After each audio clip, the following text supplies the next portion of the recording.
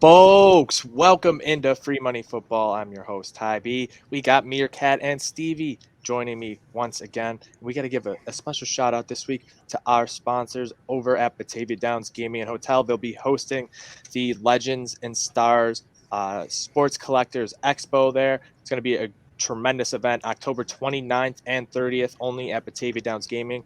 Autograph opportunities, including former Bills players, current Bills players like Jordan Poyer, Greg Rousseau, Micah Hyde, Devin Singletary, and Boogie Basham. Legends like Jim Kelly, Thurman Thomas, Andre Reed, other athletes like Andre Bryson, Paul Molitor, and more. Tickets can be purchased over at legendsandstars.net. So make sure you guys get over there for more information for each of the select people's information, and you can select all that and find everything out there. What times they're going to be signing and everything. MereKat and I are going to be there. I think Stevie's going to try and get out. It's going to be an awesome event, so make sure you guys get out to that.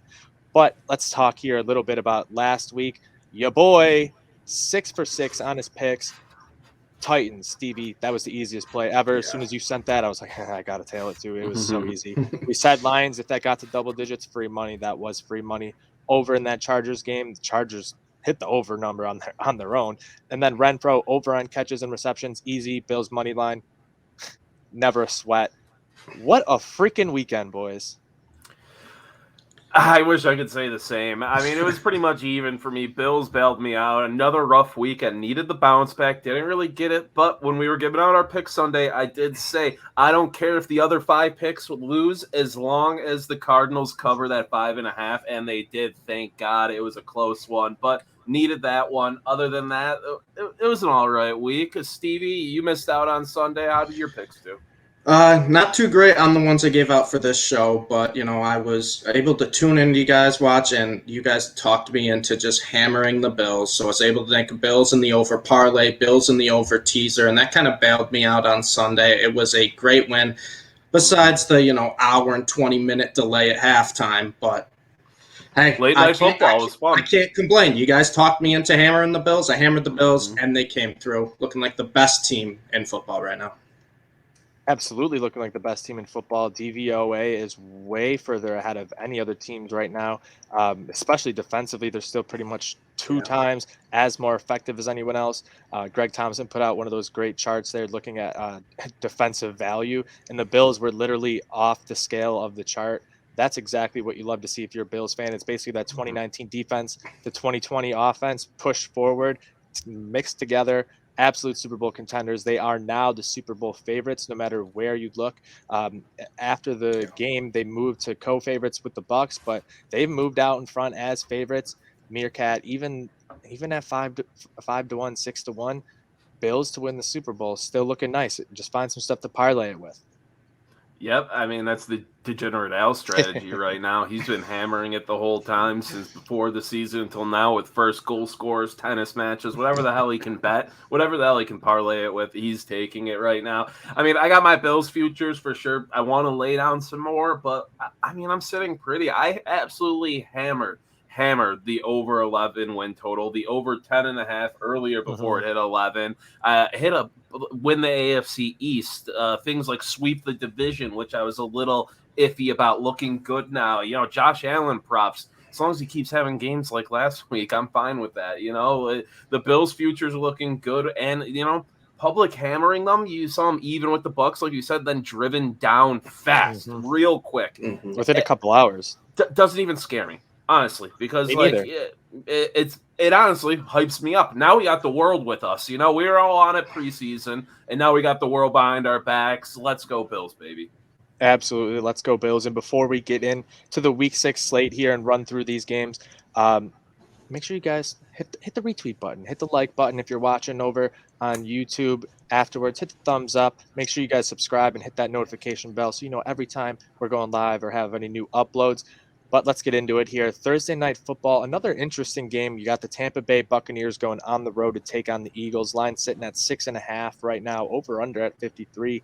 Eagles have been a weird team, back and forth all year long. We saw the Bucs last week, playing more of their game yet again. They're 2-3 though against the spread, and so are the Eagles in this one. I don't know if I trust Jalen Hurts against an elite defense. He struggled against, the Cowboys, and they were a good defense. This might be another game there where if you get it at 6.5, you get it before the touchdown. I think you got to take the Bucs. This is a weird one. The Eagles are coming off a big W. I mean, that's a good win against the Panthers. They've been frisky all year, up and down, questions about Jalen Hurts, but I know me and Stevie both love Jalen Hurts. He's been shaky, but I still think he is the guy. That's the question surrounding him. And when you look at this matchup, the Bucs have the best passing offense in the NFL by a pretty decent margin right now. But the Eagles' pass defense, third in the NFL. They are looking great, allowing less than 200 yards per game right now. So that's going to be the matchup to really watch. And when you look at the Bucs on the road, they're 1-1 this season, with their win being a 2-point scrounged-up win against the Patriots. They should have handled with business. Last 8 games on Thursday Night Football, too, 1-7 against the spread. I know you don't like to go back that far, but even in the Brady era, they don't perform great on prime time. So I'm not making an official play yet, but I might be looking at the Eagles. I'm with MereKat again. I feel like we agree every week now, but I like the Eagles with the points. I think the Eagles are a feisty team, and they kind of showed it last week in Carolina. They didn't really play too well, but they were able to get the win. Hurts was able to make the plays after starting off terrible in the first half. And the Bucs too, they haven't really shown me too much outside of the 2 blowouts against bad teams, the Dolphins and the Falcons. They struggled against the Rams. They struggled against the Patriots.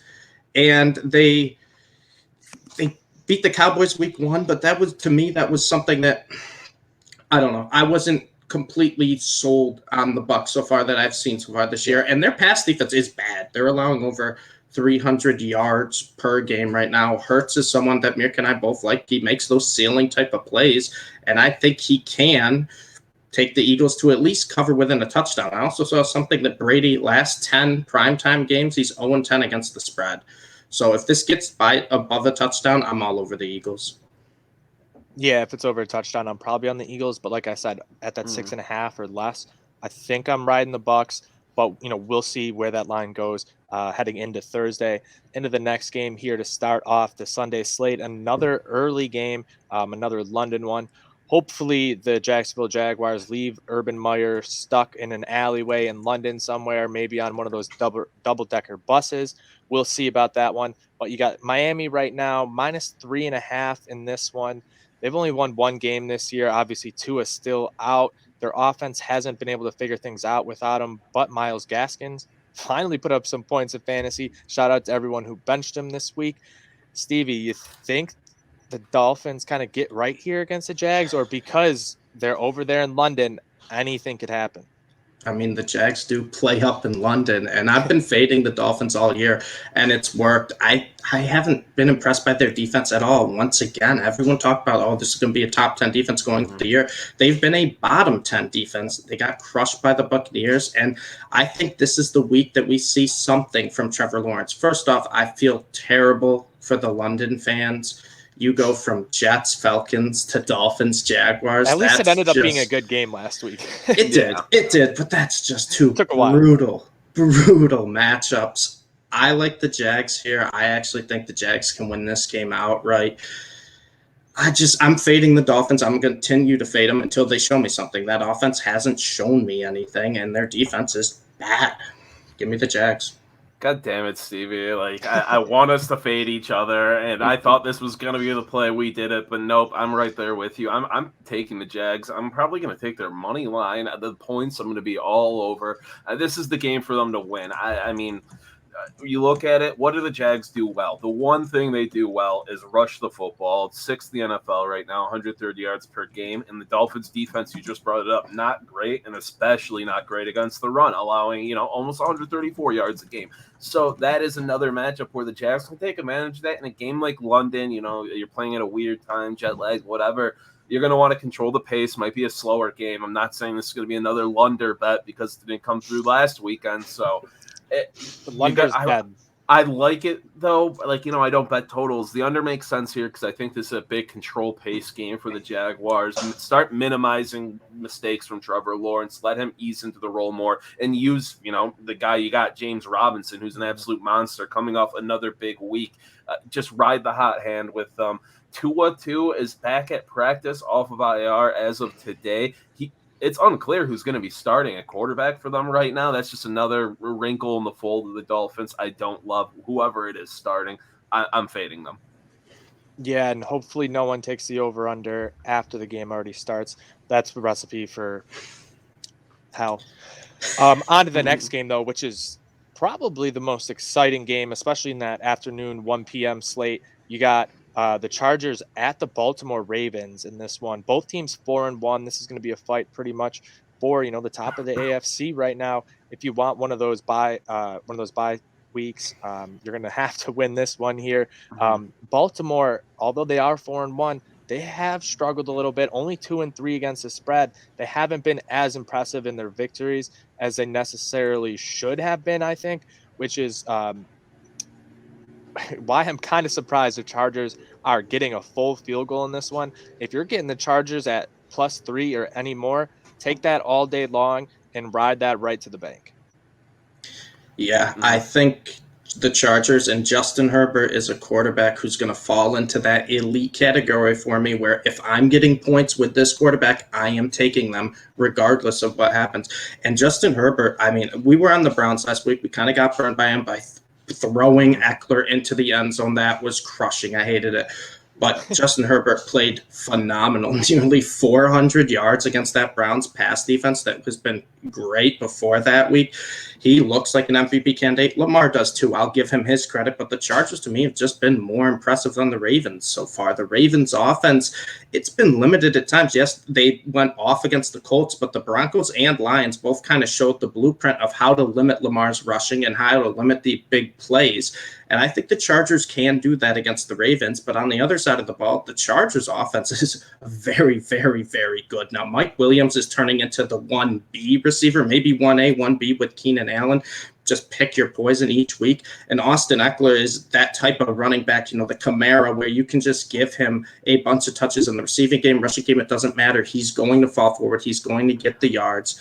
And Herbert is a top 5 QB in my mind. You're getting points with Herbert, a field goal. I'm hoping it goes higher, but I don't care. I like the Chargers outright, and I like the Chargers with the points. Yeah, I'm betting. Before you go real quick, I was going to say I think the defense here for the Chargers lines up very well with the Ravens offense because of the weapons you have, especially along that defensive line, plus Derwin James.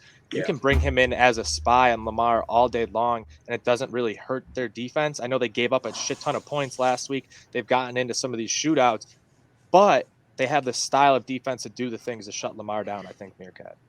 No, yeah, I don't disagree with you there, and it does scare me a bit because the run defense specifically is the worst in the league, but Herbert's arm overcame Chunk last week. So if he can overcome, the best rushing duo in the league, best rushing offense in the league, not statistically right now, but they are, Chubb and Hunt, his arm can overcome anything. This team's incredible. They're being coached incredibly right now. Joe Staley, if Chargers win something, he's a coach of the year guy. And the Chargers 4-1 against the spread. Baltimore 2-3 this year, but last 5 at home, they're 1-4. They don't play great at home, and just this season to get the 4 wins, they've needed some hero ball here and there. They needed Lamar to absolutely go off at the end of the game last week. They needed a world record field goal one week. This is a team that's relying on kind of antics, hero ball, things going their way, or things just going against their opponent. So the Clyde fumble too.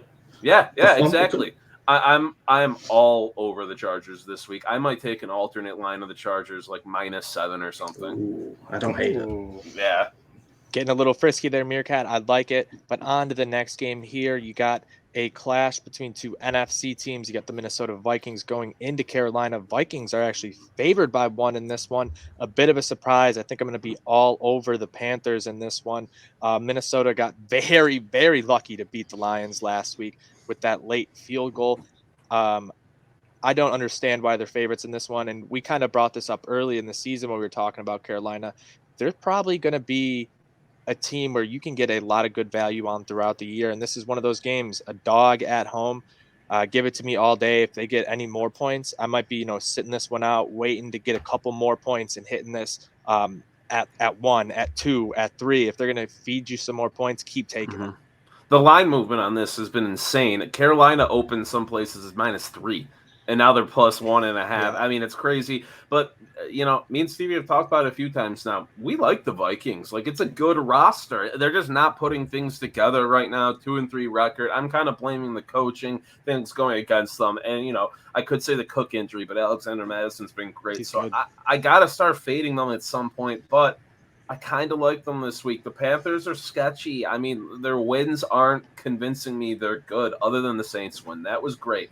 But that's one win. So I don't know. This is a. I'm not sure what the fuck I'm going to do with it. Probably not do anything. Maybe tease like the Vikings 6 points because even if you get Cook back, the Panthers' run defense is very good, allowing 94 a game right now.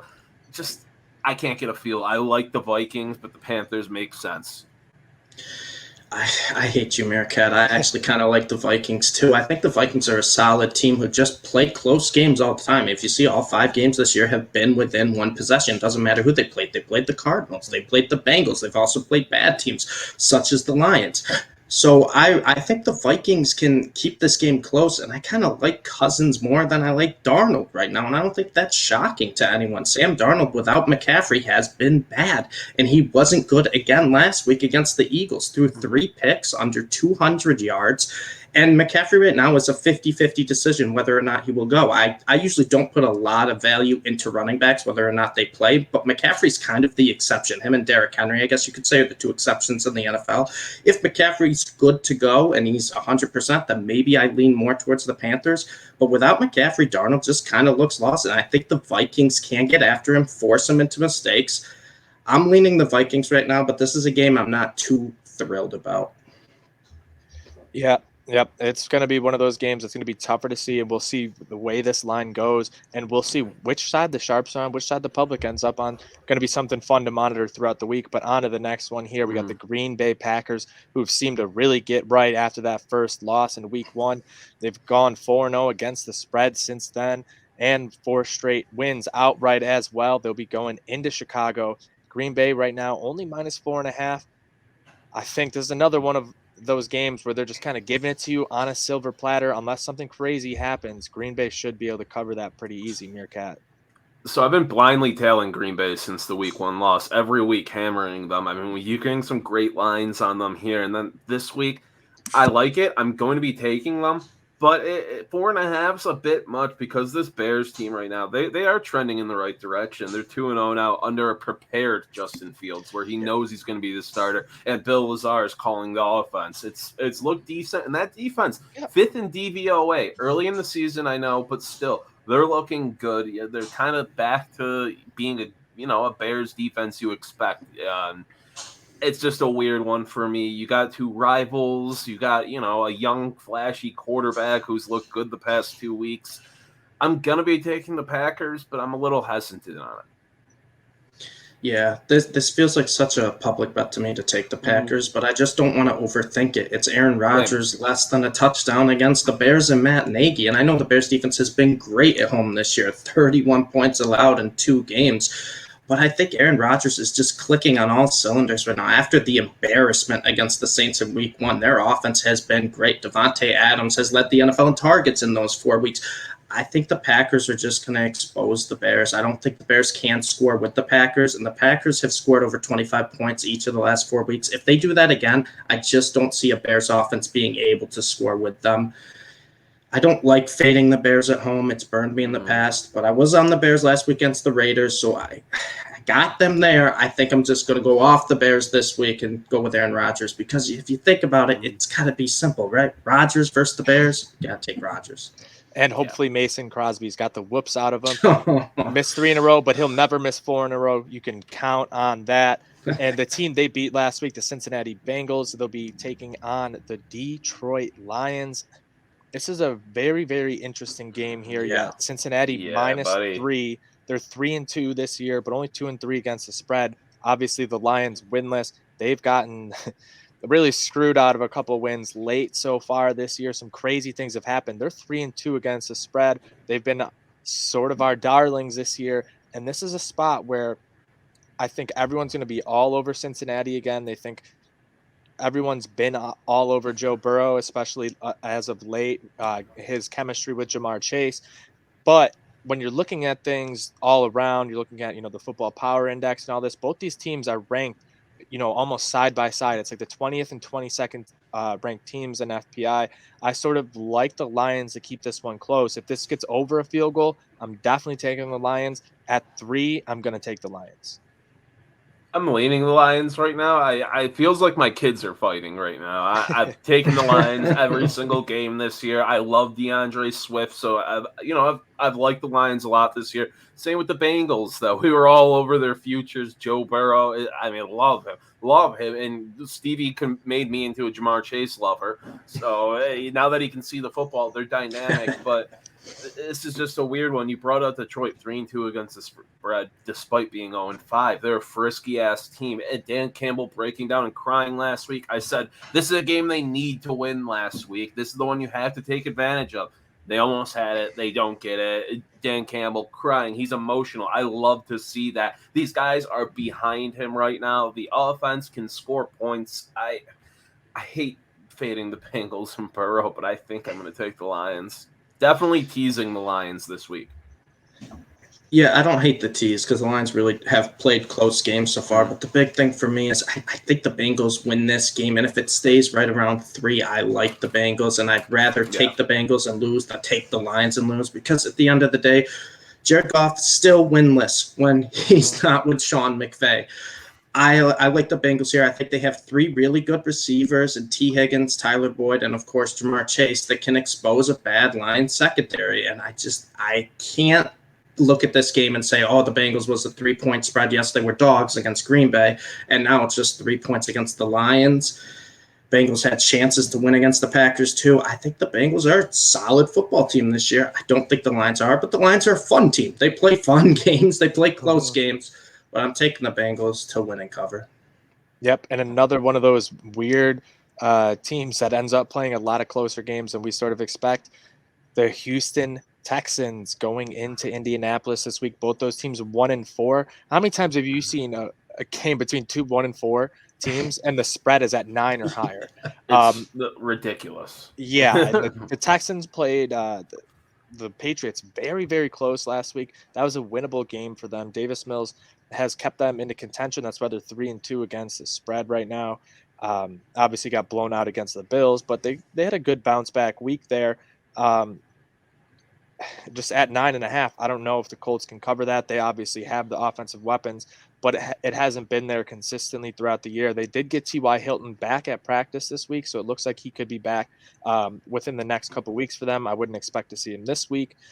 But at that 9.5, I'm leaning Texans. It gets over double digits. Definitely on Texans, Stevie.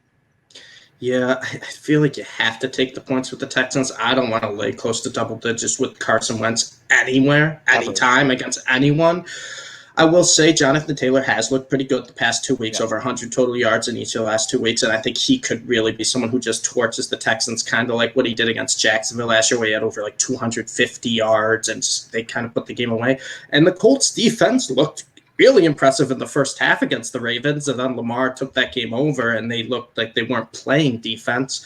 I think the Colts are a much better team than the Texans, but close to double digits, I can't lay that with Carson Wentz. I hate it, but I'm going to take the points with the Texans.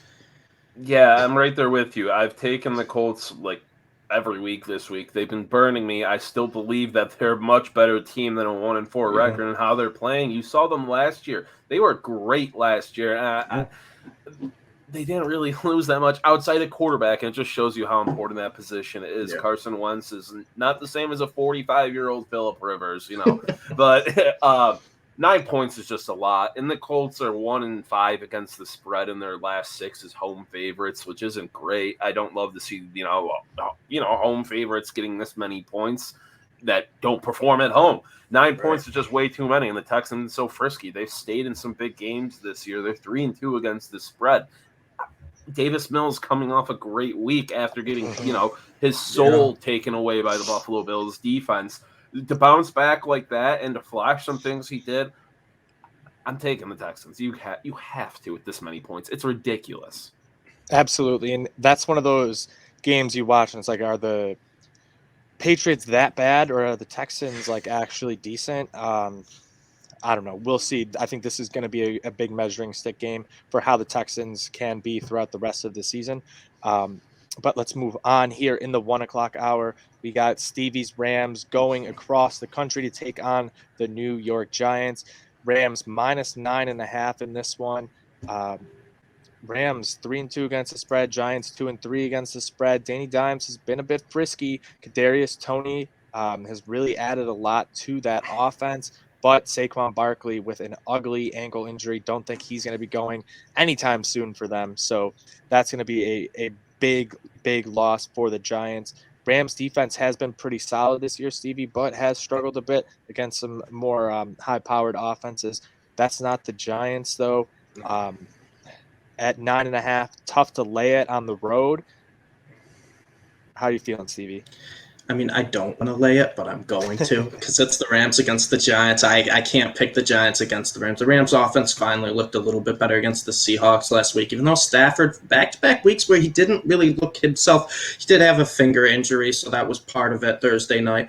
But I just think the Rams is a defense that'll force opponents into mistakes. And if Daniel Jones does play, they will force the Giants into mistakes. They don't have that type of elite running back with Barkley. It's not Devontae Booker. He's just a plug-in guy. He's not going to do anything.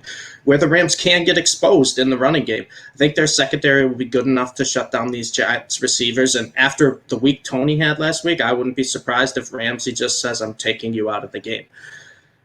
I don't want to lay that many points. I hate laying that many points with road favorites, but I'm not going to fade the Rams against the Giants. I couldn't live with myself if I did it, so I'll lay the points. But it's not. It won't be an official bet for me. It won't be a play I love, kind of like last week when they played the Seahawks. Yeah, I'm on the Rams, but it's pure bias.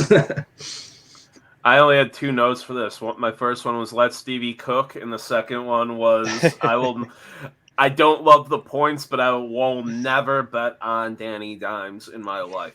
I never have, never will, and I'm right there with you. I'll probably tease the Rams down. Nice 6-point teaser candidate right there. I like them by 4 to 6 points. But 9.5, another big spread, same as last game. I don't love that. No, it's going to be tough. I fucking hate 9.5. Big teaser week, folks. Absolutely. I think that's might what this week is. We talked about gut check Sunday there for us, MereKat, just taking a bunch of gut plays. It worked out well for me. It might be teaser Sunday, like you said there. But let's hop into the last game of the 1 o'clock hour. Again, this is the first week we have bye weeks, so it's a little bit of a adjunct or truncated slate, if you will. But we have the Kansas City Chiefs taking on the Washington football team. Both these teams are 2-3, 1-4 against the spread. There were kind of high hopes for both these teams. Obviously, everyone knows about the Chiefs, but that Washington football team is supposed to be much improved. That defense was supposed to have another good season. They have not been able to keep teams off the scoreboard, and that's been to their detriment. And that's why you see this over-under sitting at 56, which I think might be the highest so far this year, if I'm not mistaken. I know we've seen some in the mid-50s, but I don't know if we've gotten above 55. So Chiefs giving up a shit ton of points. Washington's been scoring a ton of points with Taylor Heineke. That offense has got things going. And Jarrett Patterson getting more handoffs, which I'd love to see. This line sitting at 6.5. This sounds like a get-right game to me for the Chiefs. If you can get that 6.5 now, probably take that. I think that line's probably going to move a little bit more. I wouldn't be surprised if the Chiefs end up going closer to 8.5 come Sunday. I'm going to be on the Chiefs at the 6.5 number. I might even hit that over with 56 just because of how putrid both these defenses are, MereKat. So this is the public and everybody this is the buy the Chiefs before they die game. You know, there's no way the Chiefs are going 2-4 in everybody's minds, but you look at the numbers this morning, I read 90+% of the bets so far, overall bets on the Chiefs. It's everybody loves the Chiefs. Nobody thinks they're going 2-4. And in my head, my dumb gambling brain, Washington is a super frisky team to me, but they're only 1-4 against the spread. So, what am I doing thinking this? You know, I got them right there at Detroit on the bulletin board, my frisky list. I got the frisky list. They're up there, but I can't keep betting on them when they're not covering. I don't know if they need Fitzpatrick back. I don't know. I like Heineke. I do, but it's just not it right now. I can't bet with my boy Riverboat Ron. I'll probably eat the cheese if it is cheese and bet the Chiefs. Cheesy Chiefs.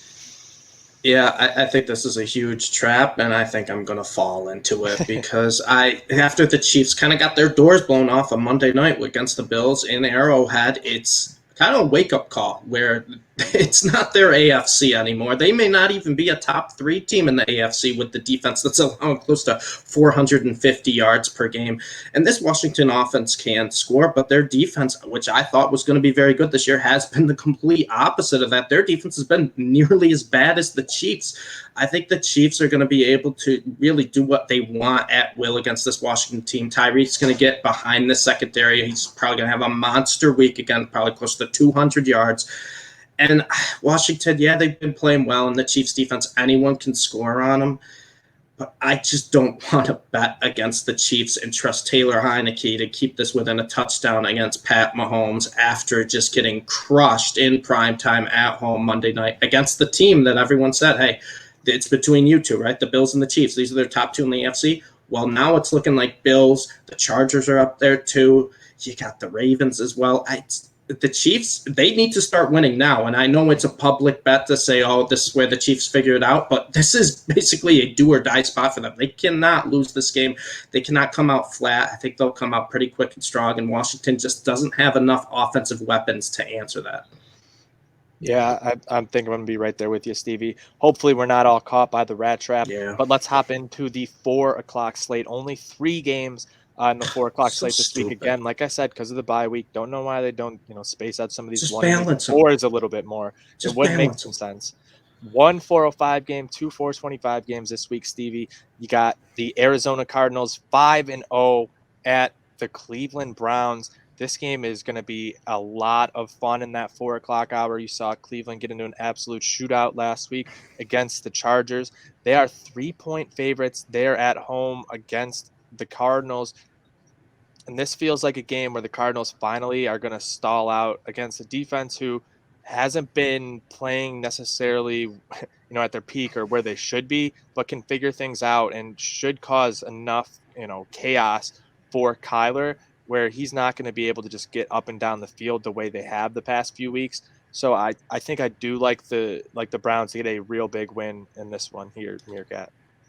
Yeah, my dumb gambling brain that might not be so dumb is back at it because the Browns are just a way better team in my brain. I think the Browns are way better. Not that I'm disregarding the Cardinals, 5-0, 4-1 against the spread. But I brought it up a couple weeks ago. Kyler hits that point, where he just starts to sputter out. The hits start to carry on. The injuries on the Cardinals just pile up. Cliff Kingsbury starts doing dumb shit because he gets too confident. I think this is the week it kind of all comes to a culmination, and the Cardinals' run defense sucks. They're allowing over almost 140 yards a game right now on the ground. Huge chunt day. Baker looked good last week too. Other than some dumb coaching decisions and Justin Herbert's arm being incredible, the Browns win last week, a massive game, and they're 4-1 with a win under the Chargers under their belt. So I'm taking them. It just makes too much sense not to, and they're the favorites for a reason. You guys kind of took the words out of my mouth. I love the Browns here. I think Joe Public's going to see that the Cardinals are 5-0 and getting points. They're like, oh, that's free. I love that. I love getting points with an undefeated team who I think is the best team in the NFL. Yep. They're not the best team in the NFL. I'm not going to call them the F word, but I'm not a huge Cardinals fan, as you guys can tell from the previous weeks we've done these shows. I love the Browns, and like you said, MereKat, they're going to expose the Cardinals' bad rush defense. But on the other side of the ball, too, the Cardinals are that type of, flashy, quick play offense. Well, the Browns are a physical defense. They're going to make you work for every first down, every drive, every play. And Cliff Kingsbury's a bad head coach. I don't care that the Cardinals are 5-0. Cliff Kingsbury is 18-1 in his NFL career, with Kyler Murray being gifted to him when he came on as the head coach of the Cardinals. And he had a losing record in college at Texas Tech with Pat Mahomes and Baker Mayfield as quarterback. I'm done with the Cliff Kingsbury love. He's not a good head coach, and he's going to get exposed against the Browns this week. Love the Browns. Fire take right there from Stevie. That's what you guys tune in for. And on to the next game here, 425. You got Vegas, Denver, both teams 3-2. However, Vegas 2-3 against the spread. Denver's 3-2 in this one. Last week, I think it was the biggest win for Vegas was the Steelers winning outright over the Broncos in that one. There's a big payday for Vegas on that one. This game here, you got Denver again, 3.5-point favorites at home. I think this is a complete stay away game for me. I got no read on this one. The Raiders have been just so up and down, and kind of the same thing you could say about the Broncos, especially after Teddy B got hurt and everything. Um, yeah, I got nothing on this game, boys. I'm weird with it.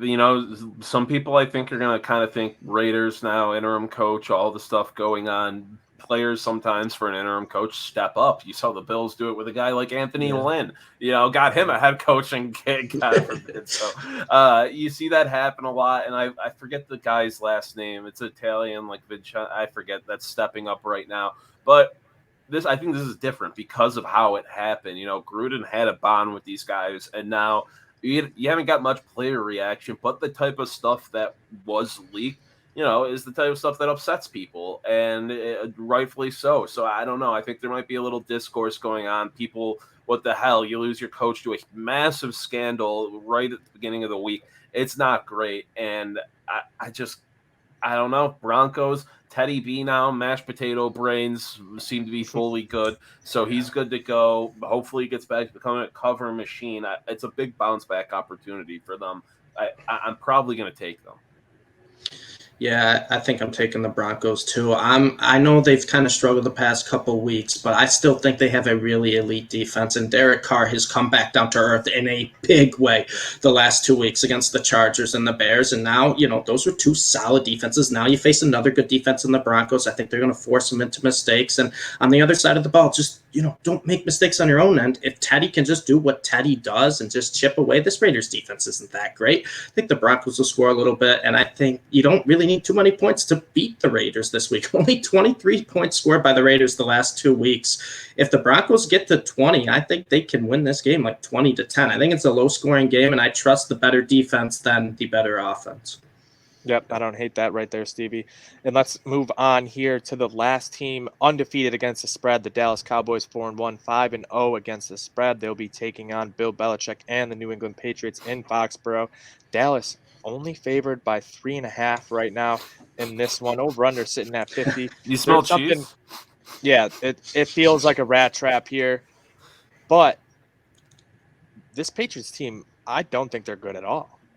And the Cowboys really seemed to figure things out last week, offensively and defensively. Trayvon Diggs has been absolutely insane. Their red zone defense was very good last week, causing a ton of trouble for the Giants while they were trying to get into the end zone. If they're able to do that again the same way that they have this year, it's just going to be a very, very tough day for Mac Jones, who has shown flashes, but not the consistency needed to beat good NFL teams. And when you're playing a good team, like I think the Dallas Cowboys are, and they're only laying 3.5, I'm taking the Cowboys all day. And I'll probably, teasers, MereKat, probably moving it to 2.5, probably move it to the money line for an outright win. But I love the Cowboys in this one. I don't see how it's not a trap. Like, I love the Cowboys. I absolutely love them in this position. I just don't see how they give out this line. It doesn't move much already, even though people are absolutely pounding it. This is one of those games. If I do anything, I'm probably going to stay away. I might just take the Patriots to, see if it's true. Hey, is this like too good to be true type situation? I'll fade that. But what the fuck, man? What is up with this? Has to be a trap. I don't understand it. We've seen massive line movement with other lines already with Super Bowl futures this week, but this should be dropped to -6 already. It doesn't make sense to me. It's just, and they're the only 5-0 against the spread team in the NFL. It makes way too much sense for it to make sense. I'm probably going to stay away. I can't. I might be missing out on free money. But I'd rather stay away than get burned, on a type of bet like this.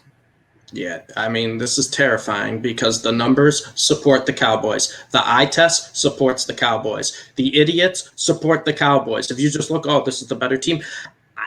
I like the Cowboys. I don't want to bet this game because it terrifies me. And we saw when the Patriots played the Bucs and the whole world was on Tampa to cover. Patriots almost won that game. The Bucs did end up winning by 2, but they didn't cover the spread.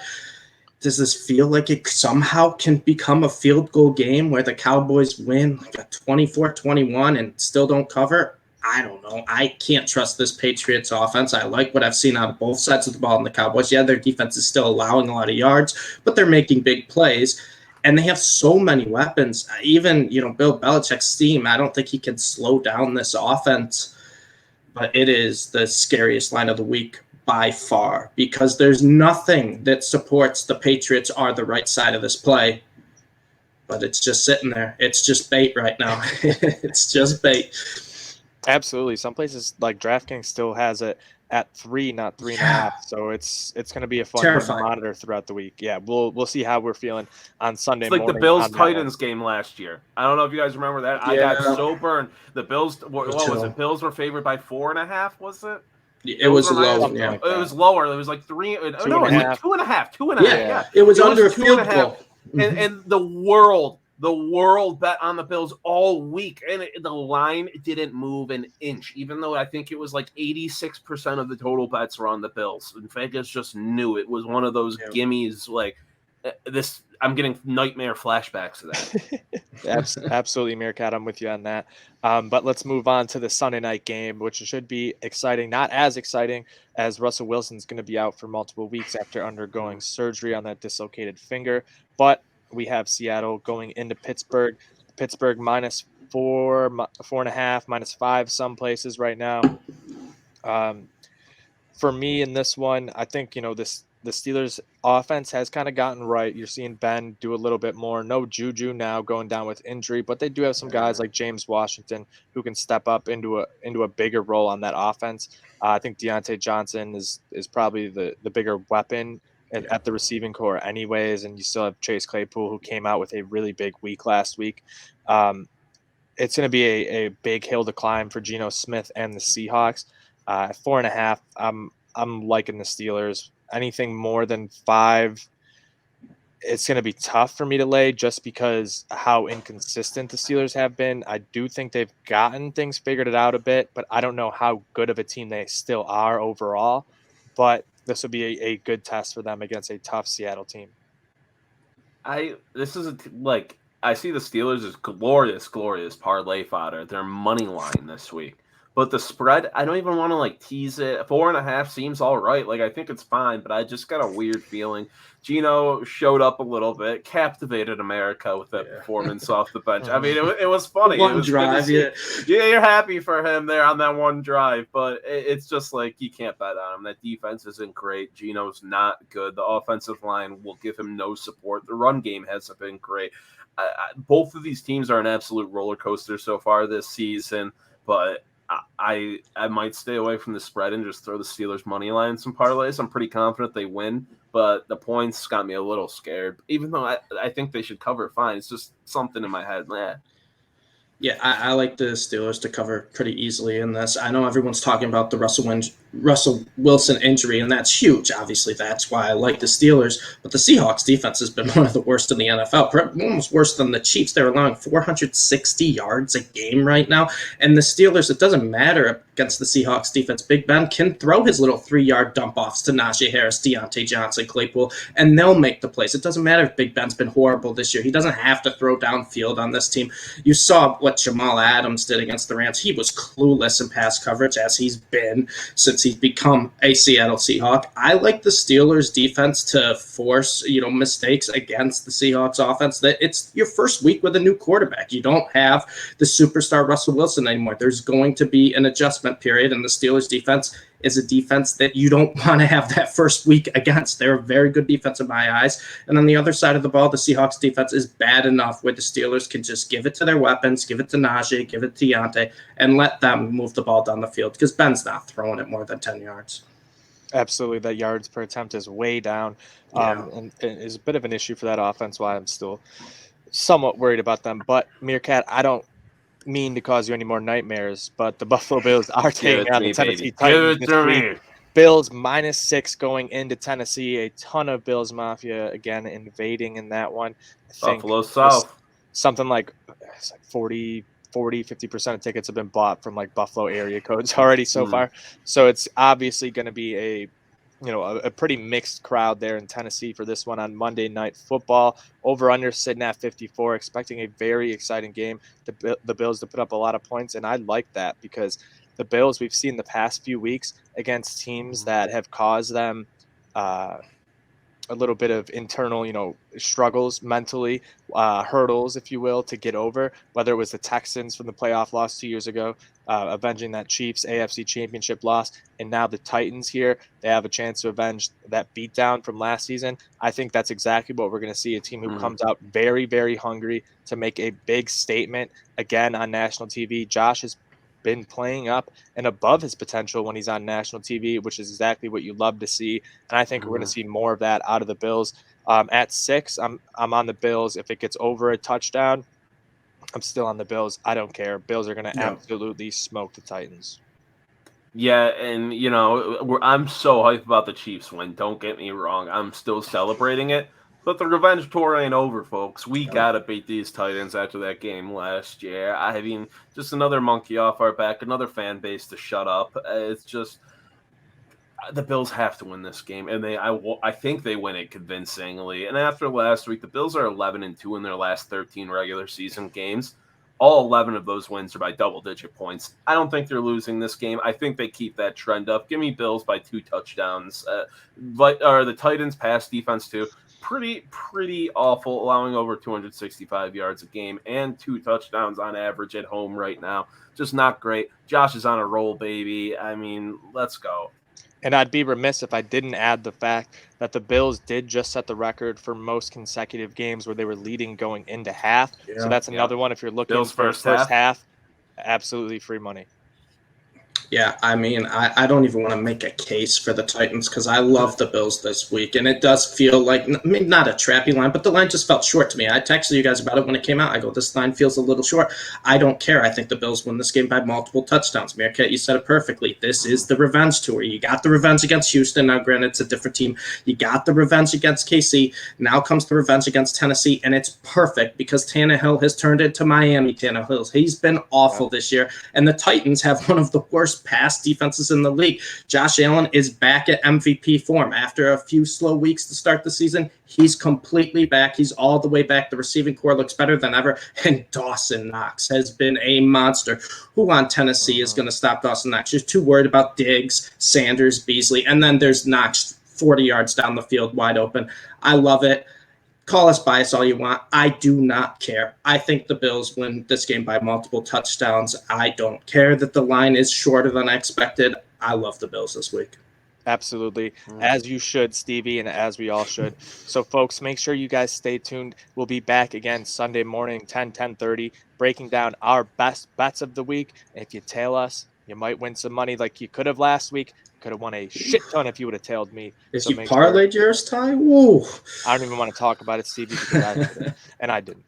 But that's going to wrap it up for us here on Free Money Football. Make sure you guys get over to legendsandstars.net to go get your tickets for the Sports Collectors Expo. It will be happening October 29th and 30th over at Batavia Downs Gaming and Hotel. Just a quick ride down the thruway if you're in Buffalo, not far at all. Plus, we might even set former Bills practice squad member MereKat up for his own autograph signing. We'll see. I will be signing hot dogs and blue light cans exclusively. I think we can arrange that. So make sure you guys get over there. It's going to be an awesome, awesome event. A great opportunity for you guys if you're looking maybe for some Bills rookie cards or some stuff like that. I'm sure there'll be some great opportunities to get yourself some to add to your collection. So make sure you guys do that. And make sure you guys like and subscribe if you're watching over on YouTube. Hit that retweet and like button if you're watching on Twitter. Make sure you guys get out there. Go hammer the creek. Go hammer the book. Call in your bets. Text them in. Do whatever you got to do. Good night.